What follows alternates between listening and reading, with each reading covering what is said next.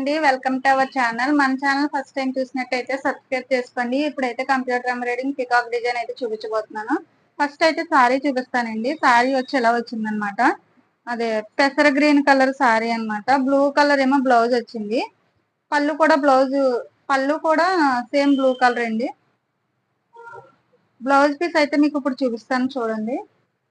Peacock design అన్నమాట, చాలా హెవీగా ఉంటదండి. ఆల్ ఓవర్ డిజైన్ లా కనిపిస్తుంది.